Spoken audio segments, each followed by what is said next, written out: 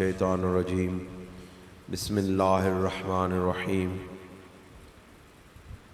ان اللہ وملائکتہ یصلون علی النبی یا ایہا الذین آمنوا صلوا علیہ وسلموا تسلیما الصلاۃ والسلام علیک یا رسول اللہ وعلی آلک واصحابک یا حبیب اللہ وقال اللہ تبارک و تعالی فی المقام الآخر وَاعْلَمُوا أَنَّمَا غَنِمْتُم مِّن شَيْءٍ فَأَنَّ لِلَّهِ خُمُسَهُ وَلِلرَّسُولِ وَلِذِي الْقُرْبَى وَالْيَتَامَى وَالْمَسَاكِينِ وَابْنِ السَّبِيلِ إِن كُنتُمْ آمَنتُم بِاللَّهِ وَمَا أَنزَلْنَا عَلَىٰ عَبْدِنَا يَوْمَ الْفُرْقَانِ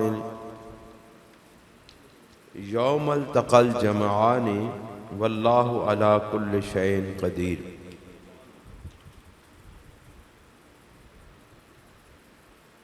وَاعْلَمُوا اور خوب جان لو کہ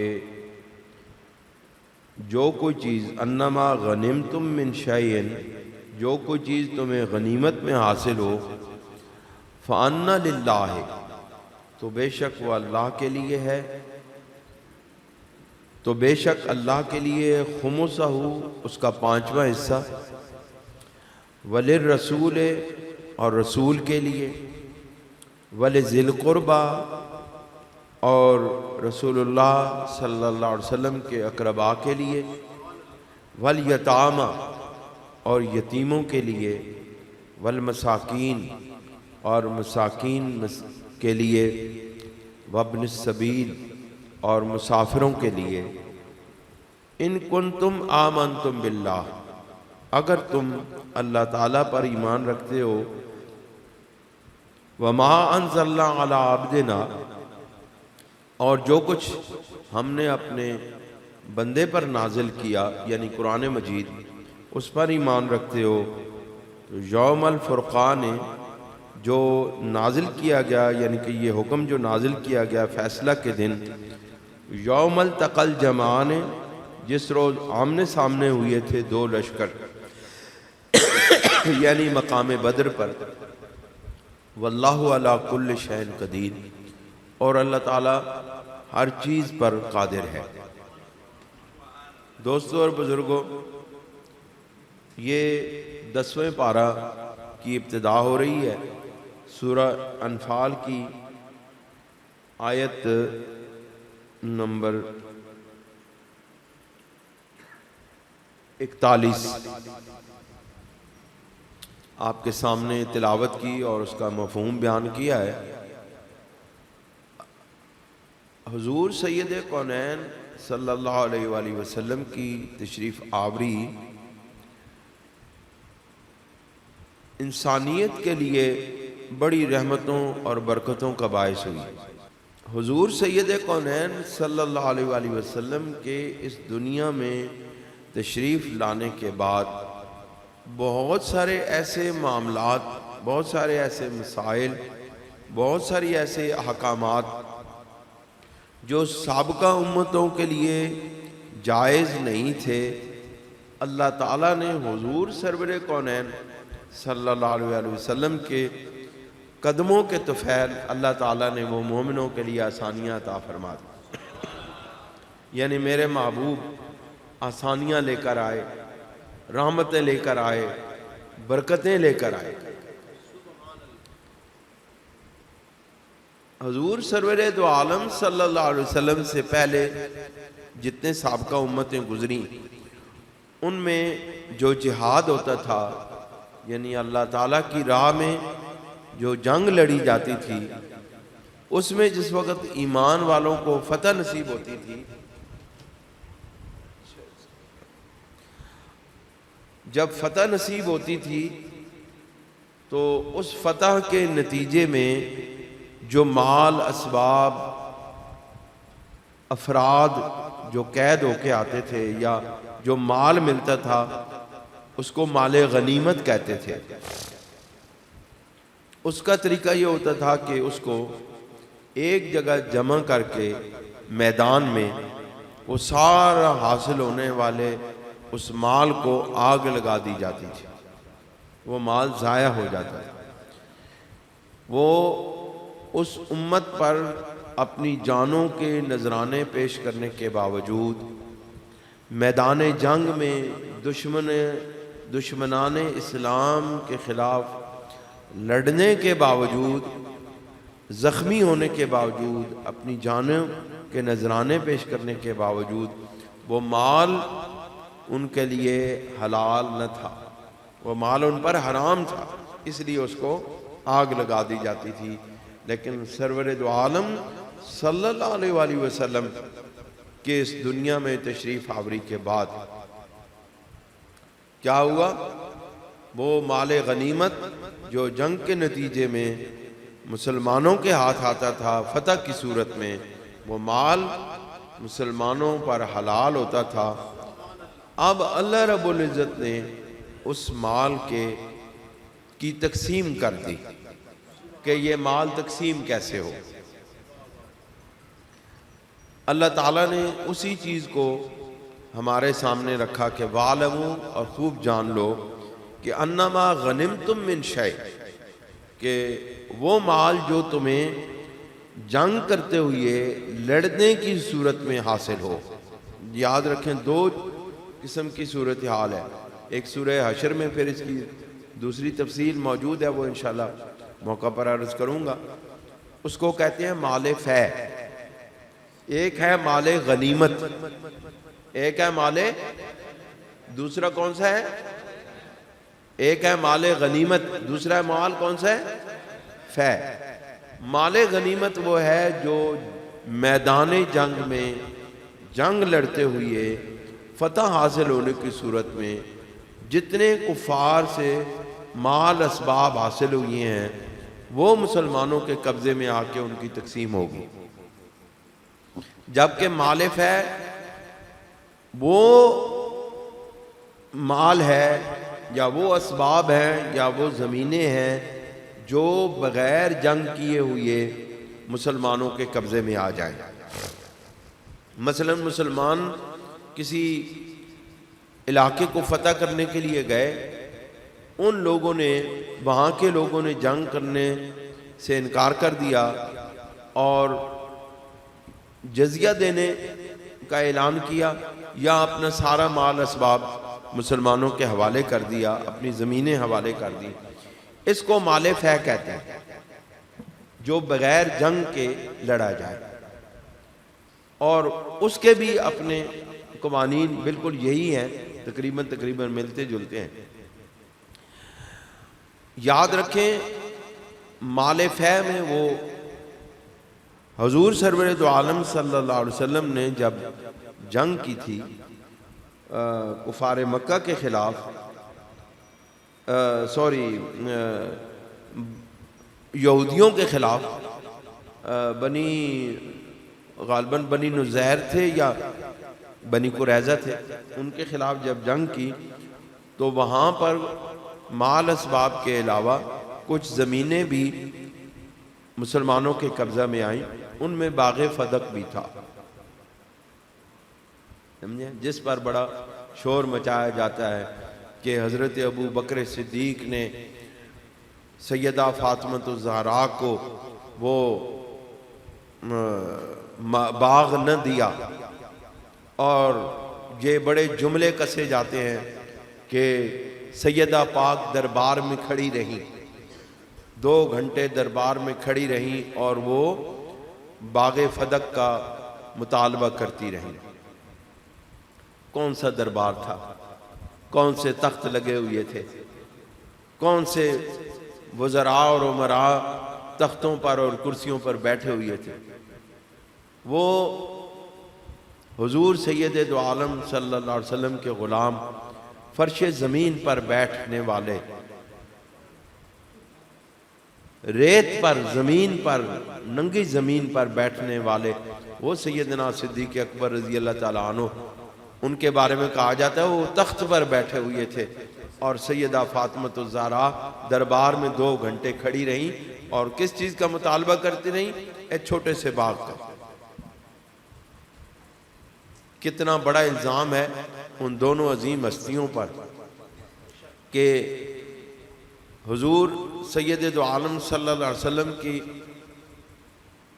قدموں پر جس ہستی نے اپنے ہزاروں لاکھوں کروڑوں روپے بارگاہ الہی میں نثار کر دیے، وہ سیدہ پاک کے ایک چھوٹے سے باغ کو روک کے بیٹھا ہوا تھا، اور دوسری طرف حضور سید دو عالم صلی اللہ علیہ وسلم کی عظیم الشان بیٹی، یہ کائنات جن کے لیے بنائی گئی۔ کتنا بڑا الزام ہے سرکار دو عالم صلی اللہ علیہ وسلم کے لخت جگر پر کہ وہ ایک چھوٹے سے باغ کے لیے، اتنے سے باغ کے لیے، چھوٹے سے زمین کے ٹکڑے کے لیے 2 گھنٹے مطالبہ کرتی رہی کہ مجھے وہ ٹکڑا دیا جائے۔ بہرحال یہ انشاءاللہ میں اس پر تفصیل سے بحث کروں گا جب موقع آئے گا باغ فتح پر۔ وَعْلَمُوا أَنَّمَا غَنِمْتُم مِّن شَيْءٍ، اور جان لو کہ اللہ تعالیٰ نے تمہارے لیے غنیمت کو حلال کر دیا، جو کچھ تمہیں مال غنیمت میں سے ملے وہ تمہارے لیے حلال ہے، لیکن اس کے حصے کیا ہیں؟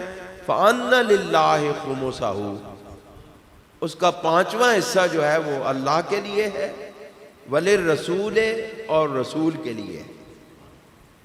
یعنی جتنا مال غنیمت ملے اس کے 5 حصے کیے جائیں، 4 حصے مجاہدین میں تقسیم کیے جائیں، جو میدان جہاد میں حصہ لینے والے ہیں، جو لڑنے والے ہیں، تلوار چلانے والے ہیں، ان کا الگ حصہ ہے، جو پیدل ہیں ان کا الگ حصہ ہے، جو سوار ہیں ان کا الگ حصہ ہے۔ یہ حصے سرکار دو عالم صلی اللہ علیہ وسلم نے خود مقرر کیے ہیں، وہ حصے رسول اللہ صلی اللہ علیہ وسلم نے خود مقرر کیے کہ جتنا مال ملے اس کے 5 حصے کیے جائیں، 4 حصے مجاہدین میں میدان جنگ میں دشمن کے خلاف لڑنے والوں میں تقسیم کر دیے جائیں، 5واں حصہ یعنی 1 حصہ جو ہے وہ اللہ کے لیے ہے، خمس جسے کہتے ہیں نا، خمس۔ اب یہ دیکھیں عجیب و غریب بات ہے، خمس جو ہے وہ مال غنیمت میں سے حاصل ہونے والا، قرآن مجید کی نص سے جو بات ثابت ہوتی ہے، نص قرآنی سے جو بات ثابت ہوتی ہے، وہ خمس اس مال غنیمت کے 5ویں حصے کو کہتے ہیں، جو 4 حصے الگ کر کے 1 حصہ اللہ کے لیے اور اللہ کے رسول کے لیے اور حضور سرور دو عالم صلی اللہ علیہ وسلم کے قرابت داروں کے لیے، رشتہ داروں کے لیے مقرر کیا۔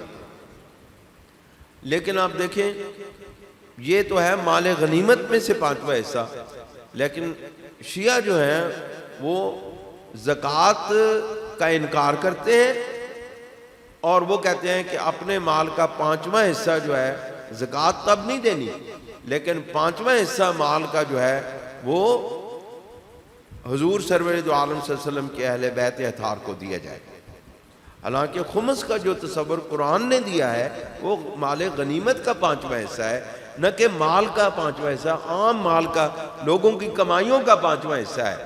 لوگوں کی کمائیوں میں سے 2.5% زکوٰۃ ادا کی جاتی ہے قرآن کے حکم کے مطابق۔ اس کا مطلب ہے کہ قرآن مجید کا حکم کبھی بھی ساقط نہیں ہو سکتا، اور جو قرآن مجید کا حکم ساقط کرے، جو زکوٰۃ کا انکار کرے، وہ در حقیقت قرآن کا انکار کرتا ہے، وہ در حقیقت کفر کرتا ہے، وہ دار اسلام سے نکل جاتا ہے جو قرآن مجید کی نصوص قطعی کا انکار کرے۔ اور زکوٰۃ جو ہے یہ قرآن مجید کی قطعی نصوص میں سے ہے، یعنی یہ واضح احکامات میں سے، اس کا انکار کرنے والا دائرہ اسلام سے خارج ہو جاتا ہے۔ اب دیکھیں جو قرآنی تصور ہے خمس کا وہ اور ہے، شیعہ اور روافض کا جو تصور خمس ہے وہ قرآن کے بالکل خلاف ہے۔ آپ دیکھیں قرآن پر چلنے والے کون لوگ ہیں اور قرآن کے خلاف چلنے والے کون لوگ ہیں، یہ آپ کو معلوم ہونا چاہیے۔ یہ ایسے عام سادہ بات نہیں ہے، یہ اسلام اور کفر کا معاملہ ہے، یہ دین کا معاملہ ہے، یہ شریعت کا معاملہ ہے، یہ نصوص قطعیہ کے انکار کا معاملہ ہے، جو دائرہ اسلام سے خارج کرنے والا معاملہ ہے۔ ہم کہتے ہیں وہ جی وہ کلمہ پڑھتا ہے وہ بھی مسلمان ہے، وہ کلمہ پڑھتا ہے وہ بھی مسلمان ہے، وہ بھی کلمہ پڑھتا ہے وہ بھی مسلمان ہے. سب کو مسلمان سب ہیں، جو کلمہ پڑھے وہ مسلمان ہے. لیکن مسلمان ہونے کے بعد قرآن کا انکار کرنا بھی تو کفر ہے. قرآن مجید کی نصوص کا انکار کرنا بھی تو کفر ہے. اللہ تعالیٰ فرماتے ہیں کہ فَأَنَّ لِلَّهِ خُمُسَهُ، اس مال غنیمت میں سے 5واں حصہ جو ہے وہ اللہ کے لیے ہے. اللہ کو مال کی ضرورت نہیں ہے، اللہ تعالیٰ کو مال کی ضرورت نہیں ہے. فَأَنَّ لِلَّهِ خُمُسَهُ وَلِلرَّسُولِ، وہ 5واں حصہ جو اللہ کا ہے اور رسول کا 5واں حصے میں سے حصہ کیا جائے گا. وَلِلرَّسُولِ، اور رسول کے لیے. علماء کرام لکھتے ہیں کہ یہ جو اللہ تعالیٰ کا حصہ قرار دیا گیا ہے نا مال غنیمت میں سے، یہ اللہ تعالیٰ کی اس توفیق اور اس مدد کا حصہ ہے جو فرشتوں کی صورت میں، فرشتوں کی مدد کی صورت میں اللہ تعالیٰ نے میدان بدر میں اور دیگر مارکوں میں اللہ تعالیٰ نے فرشتوں کی مدد کی صورت میں لایا تھا. فرشتوں کی مدد کی تھی، فرشتوں کے ساتھ مدد کی تھی. یہ در حقیقت اس کا حصہ ہے. یہ مال اللہ کا ہے اور اس کے فرشتوں کا ہے، لیکن اس کا مالک کون ہے؟ رسول اللہ صلی اللہ علیہ وسلم. کیوں؟ اللہ تعالیٰ کا جو 5ویں حصے میں سے اللہ کا حصہ ہے وہ کسی اور کی دسترس میں، ملکیت میں نہیں جائے گا، وہ رسول اللہ کی ملکیت میں جائے گا. اس لیے میں تو مالک ہی کہوں گا کہ وہ مالک کے حبیب کہ نہیں ہے، کہ محب اور محبوب میں نہیں ہے میرا تیرا. یہ ملکیت مصطفیٰ ہے. اس کا مطلب ہے جو کچھ اللہ کا ہے وہ سب کچھ رسول اللہ کا ہے. بغالتے پے لوگوں قرآن تو پڑھن سے ہی، قرآن پڑھن تے پتہ چلے بھئی اے جڑا تانوں مغالتا ہے نا کہ اے اللہ دا حصہ ہے، اے رسول اللہ دا حصہ ہے. اللہ کہندا ہے جو کچھ میرا ہے وہ میرے رسول کا ہے. کیوں؟ اللہ تعالیٰ مال غنیمت میں سے کچھ نہیں لیتا. وہ بھی مال اللہ کے حصے میں آنے والا مال بھی اللہ کے حبیب کا ہی ہے، اور اس پر ملکیت بھی اللہ کے حبیب کی ہے، اور اس کو تقسیم بھی اللہ کے حبیب نے ہی کرنا ہے کہ نہیں. فَأَنَّ لِلَّهِ خُمُسَهُ، پس بے شک اللہ کے لیے ہے وہ 5واں حصہ اس کا. وَلِلرَّسُولِ، اور رسول کے لیے ہے. وَلِذِي الْقُرْبَى، اور حضور سید دو عالم صلی اللہ علیہ وآلہ وسلم کے قرابت داروں کا ہے، رشتہ داروں کا ہے، بنو ہاشم کا ہے، بنو عبد المطلب کا ہے. یہ سارے بنو ہاشم جو ہیں یہ میرے سرکار کے رشتہ دار ہیں، میری سرکار کے قرابت دار ہیں. جتنے بنو ہاشم ہیں اور بنو عبد المطلب ہیں یہ سارے میرے سرکار کے رشتہ دار ہیں. مال غنیمت میں سے ان کو حصہ ملے گا، خواہ وہ میدان جنگ میں جائیں یا میدان جنگ میں نہ جائیں. کیا شان ہے اہل بیت اطہار کی. میرے حضور کے رشتہ داروں کو اللہ نے کیسا مقام دیا کہ جنگ لڑنے والوں کو مال غنیمت کے میں سے 4 حصے مال غنیمت میں سے ان کو ملیں گے جو جنگ کرنے والے ہیں. لیکن میرے حضور کے رشتہ دار، میرے حضور کے قرابت دار، میرے حضور کی آل اگر گھر میں بھی بیٹھی ہوگی تو مال غنیمت جو میدان جنگ سے حاصل ہوگا وہ ان کو بھی ملے گا. یہ ہے اہل بیت کی شان. پیو جی شان کو اور بیان کر دے، میں کہانیاں کونیاں بیان کرتے رہتے ہیں. وہ ہے شان ہے میرے مصطفیٰ دے آل دی، میرے مصطفیٰ دے قرابت داراں دی، میرے مصطفیٰ دے رشتے داراں دی، اے میرے محبوب دے خون دے رشتیاں دی اللہ رب العزت نے توقیر اور عزت کی تھی. قرآن تے پڑھو تو انہوں پتہ چلے میرے اللہ رب العزت نے میرے محبوب دے رشتے داراں دی، میرے محبوب دے آل دی کتنی شان بدائی ہے. کہ میرے محبوب دی آل گھر بیٹھی ہے، میدان جنگ گئی ہے یا نہیں گئی ہے؟ نہیں گئی تامی پنجواں حصہ، جے گئی ہے تو پھر 4 حصے وہ بھی تو 5واں حصہ ہے۔ کیا شان ہے میرے مصطفیٰ کی، کیا عظمتیں ہیں میرے مصطفیٰ کی۔ پھر فرمایا وَلِذِي الْقُرْبَىٰ، اور میرے محبوب کے رشتہ داروں کو وہ 5ویں حصے میں سے دیا جائے گا، اور وَالْيَتَامَىٰ، اور یتیموں کو بھی اس خمس میں سے دیا جائے گا۔ اس 5ویں حصے میں سے یتیموں کو بھی دیا جائے گا، جن کے والدین نہیں ہوتے، ان کے سر پہ ہاتھ کون رکھتا ہے؟ میرے مصطفیٰ۔ یتیموں کا والی کون ہے؟ سرکار دو عالم صلی اللہ علیہ وسلم، میرے مصطفیٰ کریم صلی اللہ علیہ وسلم یتیموں کے والی ہیں، یتیموں کی پرورش کرنے والے ہیں، یتیموں کی عزت و آبرو بڑھانے والے ہیں۔ اس لیے اللہ رب العزت نے اور کسی کے ذمہ یہ بات یتیموں کی ولایت کی، یتیموں کی پرورش کی، یتیموں کی سر پہ ہاتھ رکھنے کی ذمہ داری اور کسی کو نہیں دی، اللہ نے اپنے حبیب کو دی۔ میرے محبوب یہ بے آسرا، ان بے آسروں کو تو ہی آسرا ہے، ان پر تیرے ہی کرم کی چادر ہوگی، ان کے سروں پر میرے محبوب تیرے ہی کرم کی چادر ہوگی۔ کیوں؟ اس کی وجہ یہ ہے کہ جس کے سر پر میرے محبوب صلی اللہ علیہ وسلم کی چادر کرم ہوگی، اللہ تعالیٰ اس کو حضور کے صدقے عزتیں عطا فرمائے گا۔ کیوں؟ اس کو جو کچھ ملے گا میرے سرکار سے ملے گا، وہ کسی اور کے آگے ہاتھ پھیلانے والا نہیں ہوگا۔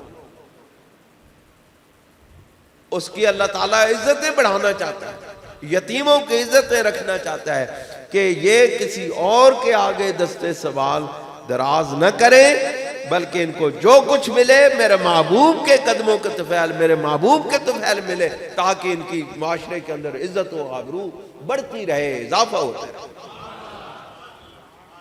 کتنا لجپال ہے رب کہ ان کو آسرا بھی دیتا ہے تو وہ دیتا ہے کہ جو کرم کر کے بھی پھر بھیک دے کے بھی کہتے ہیں کہ اور بھیک چاہیے تو لے، اور بھی لو، اور مانگ، اور مانگ، اور مانگ،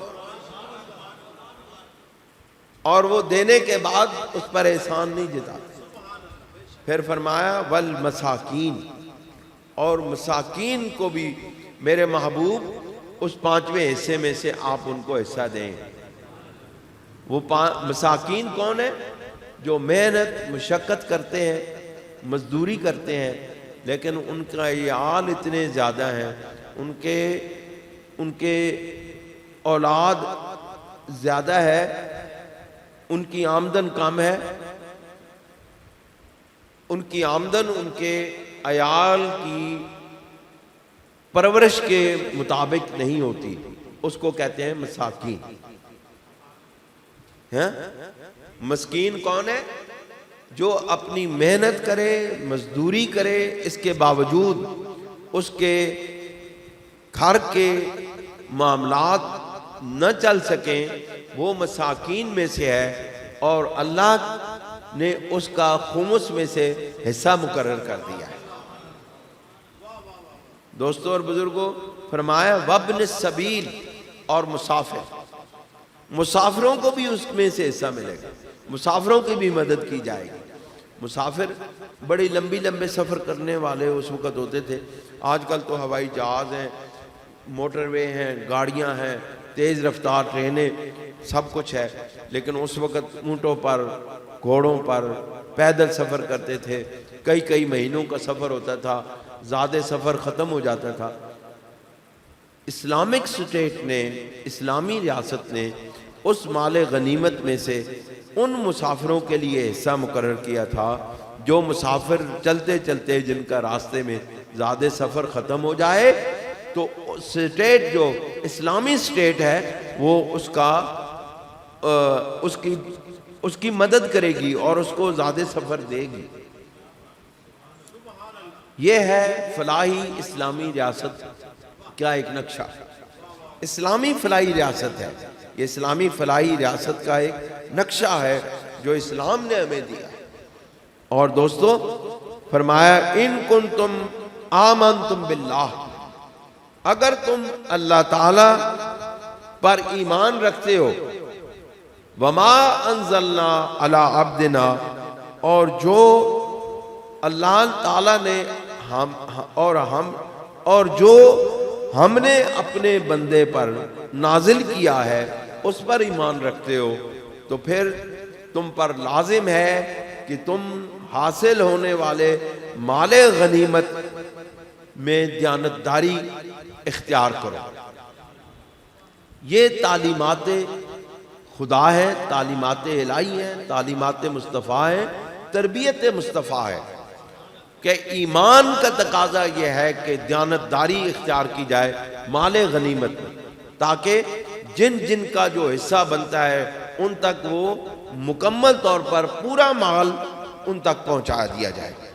میرے مصطفیٰ کے دربار کے تربیت یافتہ لوگوں کی ایک جھلک میں آپ کے سامنے رکھ دوں۔ جب حضرت سیدنا عمر فاروق رضی اللہ تعالیٰ عنہ کے دور میں ایران فتح ہوا، کسرا فتح ہوا، تو اس جڑا حضرت عمر فاروق دا درد ہے نا، حضرت عمر فاروق رضی اللہ تعالیٰ عنہ کے ساتھ جو درد ہے نا، یہ وہ ایران کی فتح کا ہی درد ہے جو ابھی تک گیا نہیں ہے۔ یہ ان مجوسیوں پر جو آتش پرست تھے، ان پر جو حضرت عمر فاروق رضی اللہ تعالیٰ عنہ نے پے در پے حملے کرنے کے بعد ان کی سلطنت کو، ان کے مجوسیوں کی، پارسیوں کی سلطنت کو تہس نہس کر دیا تھا۔ ایران کی اتنی بڑی سلطنت ہوا میں ریت کی طرح بکھر گئی تھی، اس کا درد آج تک ایران کے لوگوں کو محسوس ہوتا ہے، اور وہ سیدنا عمر فاروق کے خلاف اس لیے اپنی زبانیں کھولتے ہیں۔ اصل درد یہ ہے، حضرت عمر فاروق رضی اللہ تعالیٰ عنہ نے چونکہ ان کے بادشاہوں کو ذلیل و رسوا کیا اور ان کو شکست فاش دی، اور تمام ایران پر حضرت عمر فاروق رضی اللہ تعالیٰ عنہ کے دور میں اہل ایمان کا قبضہ ہو گیا تھا۔ ذرا اپنی تاریخ کو پڑھا کرو تاکہ آپ کے ارد گرد چھپے ہوئے جو منافقین ہیں وہ ان کو پہچان سکیں۔ حضرت عمر فاروق رضی اللہ تعالیٰ عنہ کے دور میں جس وقت اہل ایمان نے ایران کو فتح کیا، اور ان کے بادشاہ کا نام کیا تھا؟ کسرا، خسرو پرویز، جس کا تخلص تھا کسرا اعظم۔ اس کے محل کو جب فتح کیا گیا تو کروڑوں روپے، اربوں روپے کی اشیاء، دلوں کو للچا دینے والے خوبصورت تحائف، انسانوں کی آنکھوں کو چندھا دینے والی سونے کی، ہیرے جواہرات کے مرصع چیزیں، لیکن ہوا کیا؟ ان اہل ایمان نے ان کی طرف دیکھا بھی نہیں، اور وہاں سے اس ایران کی سلطنت سے حاصل ہونے والی ایک سوئی جو تھی، سوئی، وہ بھی دربار خلافت میں پیش کر دی گئی۔ تاریخ انسانی، تاریخ عالم اتنی جانتداری، اتنی ایمانداری کی مثال پیش ہی نہیں کر سکتی ہے اس کے بعد۔ جتنی ایمانداری حضرت سیدنا عمر فاروق رضی اللہ تعالیٰ عنہ کی زیر سرکردگی اس لشکر نے دیانتداری کی جو مثال قائم کی ہے، دنیا میں اس کے بعد یہ مثال قائم نہیں کی جا سکی ہے۔ تاریخ مورخین جو غیر مسلم مورخین ہیں، انہوں نے بھی اس بات کو تسلیم کیا، انہوں نے لکھا ہے، اس کا پیچھا کرتے رہے ہیں کہ کوئی ایک ایسی بات مل جائے کہ حضرت عمر فاروق کے لشکریوں نے لشکر میں شرکت کرنے والوں، جہاد میں شرکت کرنے والوں کی کوئی بددیانتی ثابت کی جا سکے، لیکن تمام تر کوششوں کے باوجود، تمام تر تاریخ کی تمام تر شہادتوں کو اکٹھا کرنے کے بعد بھی وہ ایک سوئی کی خیانت بھی ثابت نہ کر سکے۔ اور اسی کسرا کے کنگن، سونے کے کنگن جو بادشاہ پہنتا تھا، حضرت عمر فاروق رضی اللہ تعالیٰ عنہ نے سرور دو عالم صلی اللہ علیہ وسلم سے سنا تھا کہ جس وقت سراقہ بن مالک نے ہجرت کی رات میری سرکار کا پیچھا کیا تھا، تو جس وقت وہ پے در پے اپنے ساتھ پیش آنے والے واقعات سے متاثر ہو کے مسلمان ہوا تھا، اس وقت میری سرکار نے کہا تھا سراقہ بن مالک میں تیرے ہاتھوں میں کسرا کے سونے کے کنگن دیکھ رہا ہوں۔ اس وقت کہاں تھی بادشاہ، کہاں تھی فوجیں، کہاں تھے لشکر، ایک تنہا حضور سرور دو عالم تھے اور ایک ان کے ساتھی سیدنا ابو بکر صدیق تھے۔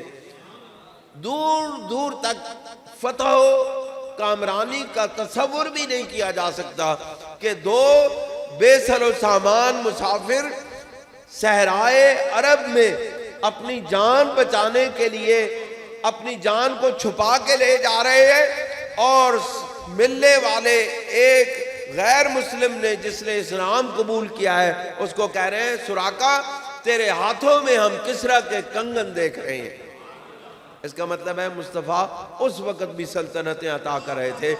میرے مصطفیٰ کو اس وقت بھی معلوم تھا کہ آج جو کچھ نظر آ رہا ہے یہ کل ایسا نہیں ہوگا، میری امت تمام دنیا پر اپنی سلطنت کو قائم کر دے گی۔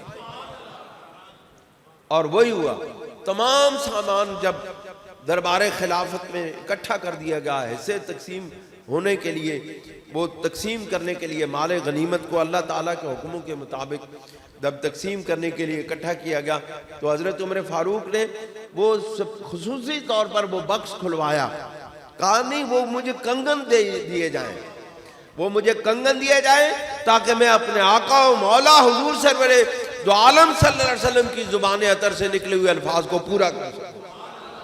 کتنا یقین تھا صحابہ کو اپنے محبوب صلی اللہ علیہ وسلم کی بات پر وہ پورا کرنے کا کہ حضور نے فرمایا ہے اب یہ بات پوری ہو کے رہے گی۔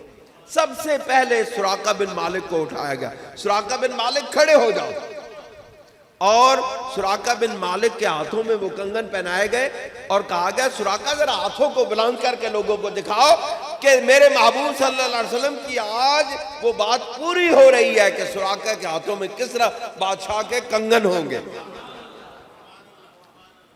یہ ہے میرے سرکار کی باتیں، میرے سرکار کے غلاموں نے دنیا میں وہ مثالیں قائم کی ہیں، ایمانداری کی، دیانتداری کی، شجاعت کی، بہادری کی، کہ دنیا اس کے بعد ایسی مثال قائم نہ کر سکی۔ اللہ تعالی ہمیں حضور سید دو عالم صلی اللہ علیہ وسلم کی، آپ کی آل و اصحاب کی عزت و توقیر کی توفیق نصیب فرمائے۔ وآخر دعوانا ان الحمدللہ رب العالمین۔